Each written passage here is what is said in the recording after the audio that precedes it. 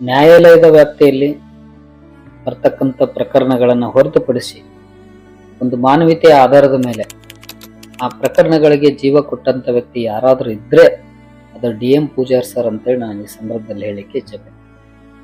ಕಾರಣ ಹಲವಾರು ಸಣ್ಣ ಪುಟ್ಟ ಪ್ರಕರಣ ಇರ್ಬೋದು, ದೊಡ್ಡ ಪುಟ್ಟ ಪ್ರಕರಣ ಇರ್ಬೋದು, ದುಡ್ಡನ್ನ ಹೊರತುಪಡಿಸಿ ಒಂದು ಮಾನವೀಯತೆ ದೃಷ್ಟಿಯಿಂದ ಆ ಕೇಸುಗಳನ್ನ ಗೆದ್ದು ನೊಂದಂತ ಜೀವಗಳಿಗೆ ನ್ಯಾಯವನ್ನು ದೊರಕಿಸಿಕೊಟ್ಟಂತ ವ್ಯಕ್ತಿ ಯಾರಾದರೂ ಇದ್ರೆ ಅದು DM ಪೂಜಾರ್. ನಾನು ನೋಡ್ತಾ ಇದ್ದೀನಿ, ಹಲವಾರು ಸಾಮಾಜಿಕ ಕಾರ್ಯಗಳೆಲ್ಲ ನೋಡ್ತಾ ಇದ್ದೇನೆ. ಅವರು ಧರ್ಮಪತ್ನಿಯವರು ಶಿಕ್ಷಕರಾಗಿ ಸದಾ DM ಪೂಜಾರ್ ಸರ್ ಅವರಿಗೆ ಬೆನ್ನಿಗೆ ನಿಂತು ಇವರು ಮಾಡ್ತಕ್ಕಂಥ ಸಾಮಾಜಿಕ ಕಾರ್ಯಗಳಿಗೆ ಸದಾ ಬೆನ್ನೆಲುಬಾಗಿ ಅವರು ಇರ್ತಕ್ಕಂಥ ರೀತಿಯನ್ನು ನೋಡಿದರೆ ನಿಜವಲ್ಲೂ ನಮಗೆ ನಮ್ಮ ಸಮುದಾಯದಲ್ಲಿ ಒಂದು ಹೆಮ್ಮೆ ಅಂತ ಅನಿಸ್ತದೆ. ಹಲವಾರು ಈ ಗುಳದಳ್ಳಿ ಈ ಹಿಂದೆ ಒಂದು ಪ್ರಕರಣವನ್ನು ನಡೆದಿದೆ ಗುಳದಳ್ಳಿ ಗ್ರಾಮದಲ್ಲಿ.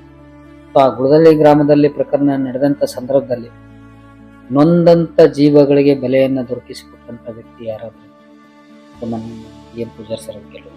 ಅದಲ್ಲದೆ ಗುಳದಳ್ಳಿ ಗ್ರಾಮದಲ್ಲಿ ಹಲವಾರು ವರ್ಷಗಳಿಂದ ಒಂದು ಸಾರ್ವಜನಿಕವಾಗಿ ಸಾಮೂಹಿಕ ಮದುವೆಗಳನ್ನ ಮಾಡಿಕೊಂಡ ಸಂದರ್ಭದಲ್ಲಿ ಅದಕ್ಕೆ ಬೆನ್ನೆಲುಬಾಗಿ ನಿಂತು ಆ ಸಾಮೂಹಿಕ ಮದುವೆಗಳನ್ನು ಯಶಸ್ವಿಯಾಗಿ ನಡೆಸಿಕೊಟ್ಟ ಕೀರ್ತಿ DM ಪೂಜಾರ್ ಅವರು. ಅದರಾಚೆ ಈಗ ಹಲವಾರು ಇಲಾಖೆಗಳಲ್ಲಿ ಅವರು ಲೀಗಲ್ ಅಡ್ವೈಸರ್ ಆಗಿ ಸಾಮಾಜಿಕ ಕಾರ್ಯದಲ್ಲಿ ತೊಡಗಿಸಿಕೊಂಡಂತ ಯುವಕರಿಗೆ ಮಾರ್ಗದರ್ಶಕರಾಗಿ, ಹೋರಾಟಗಳಲ್ಲಿ ತೊಡಗಿಸಿಕೊಂಡಂತ ಯುವಕರಿಗೆ ಕಾನೂನಿನ ಪರಿಜ್ಞಾನದೊಳಗೆ ಯಾವ ರೀತಿ ನಾವು ಸಾರ್ವಜನಿಕ ಜೀವನದಲ್ಲಿ ನಡೆಯಬೇಕನ್ನುವಂತ ಸತ್ಯದ ಪರಿಪಾಲನೆಯನ್ನ ಹೇಳಿಕೊಟ್ಟಂತ ವ್ಯಕ್ತಿ ಯಾರಾದ್ರೂ DM ಪೂಜಾರ್ ಅವರು. ನಮ್ಮ ವಕೀಲ ವೃತ್ತಿಯಲ್ಲಿ ಈಗ ಕೊಪ್ಪಳ ಜಿಲ್ಲಾ ನ್ಯಾಯಾಲಯದಲ್ಲಿ ವಕೀಲ ವೃತ್ತಿಯಲ್ಲಿ ನಾವು 2 ಅಂಗಗಳನ್ನ ನೋಡ್ತಾ ಇದ್ದೀವಿ, ಒಂದು ಜಯರಾಜ್ ಸರ್ ಮತ್ತು ಒಂದು DM ಪೂಜಾರ್ ಸರ್.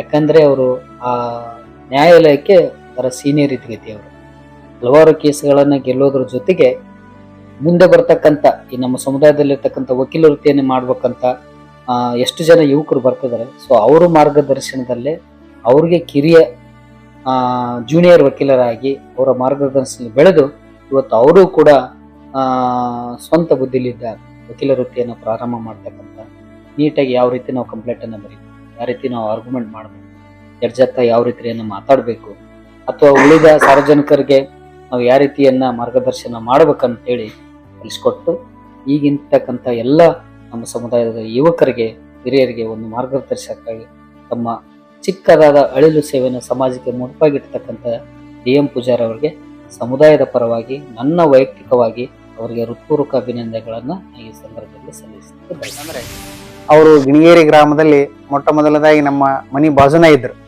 ಅಂದ್ರೆ ಆತ್ಮೀಯವಾಗಿ ಒಂದು ಸ್ನೇಹಿತರ ಜೊತೆ ಸ್ನೇಹಿತರಾಗಿ, ಗೆಳೆಯರ ಜೊತೆ ಗೆಳೆಯರಾಗಿ, ಮಕ್ಕಳ ಜೊತೆ ತಂದೆಯಾಗಿ ಕೂಡ ನಮ್ಮಲ್ಲಿ ಅನೇಕ ವಿಷಯಗಳನ್ನ ಚರ್ಚೆ ಮಾಡ್ತಾ ಇದ್ರು.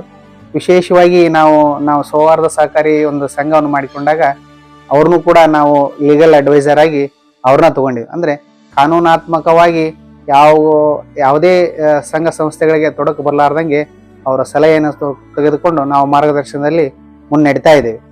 ಇನ್ನೂ ಹೆಚ್ಚಿನ ರೀತಿಯಲ್ಲಿ ಹೇಳ್ಬೇಕಪ್ಪ ಅಂದ್ರೆ ಡಾಕ್ಟರ್ DM ಪೂಜಾರ್ ಸರ್ ಅವರ ವಕೀಲ ವೃತ್ತಿಯಲ್ಲಿ ಅವರ ಶ್ರೀಮತಿಯವರ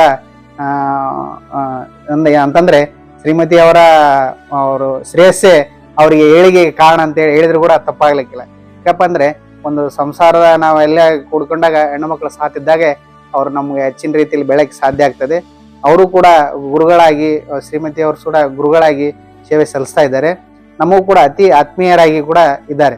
ಇನ್ನೊಂದು ರೀತಿಯಿಂದ ನಾನು ಹೇಳ್ಬೇಕಪ್ಪ ಅಂತಂದ್ರೆ ಅವರು DM ಪೂಜಾರ್ ವಕೀಲ ವೃತ್ತಿಯನ್ನು ಮಾಡ್ತಾ ಇದ್ರು ಕೂಡ ಒಂದು ಅನ್ಯಾಯದ ವಿರುದ್ಧವಾಗಿ ನೀಡ್ತಕ್ಕಂಥ ಅನ್ಯಾಯಗಳನ್ನ ಸರಿಪಡಿಸಿ ನ್ಯಾಯವನ್ನು ಒದಗಿಸಿಕೊಂತ ಒಂದು ವೃತ್ತಿ ಆಗಿರೋದ್ರಿಂದ ಆ ವೃತ್ತಿಯಲ್ಲಿ ಕೂಡ ಒಂದು ಮಾನವೀಯತೆಯ ಮೌಲ್ಯಗಳನ್ನ ಎತ್ತಿ ಹಿಡಿತಾರೆ.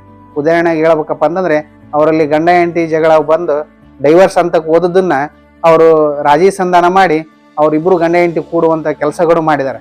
ಅಂತಂದ್ರೆ ವಕೀಲ ವೃತ್ತಿ ಕೂಡ ಅದು ಒಂದು ಶ್ರೇಷ್ಠವಾದ ವೃತ್ತಿ ಅಂತೇಳಿ ಮಾಡಿಕೊಂಡು ಅವರು ಯಶಸ್ವಿಯಾಗಿ ನಡೆಸ್ತಾ ಇದ್ದಾರೆ. ಇನ್ನೂ ಯಶಸ್ವಿಯಾಗಿ ದೇವರು ಶ್ರೀ ಗವಿಸಿದ್ದೇಶ್ವರ ಇನ್ನೂ ಹೆಚ್ಚು ಆಯುಷ್ಯ ಆರೋಗ್ಯವನ್ನು ಕೊಟ್ಟು ಅವ್ರ ವೃತ್ತಿಯಲ್ಲಿ ಇನ್ನೂ ಹೆಚ್ಚಿನ ರೀತಿಯಲ್ಲಿ ಬೆಳೆಯಲಿ ಅಂತೇಳಿ ಆಶಿಸುತ್ತೆ.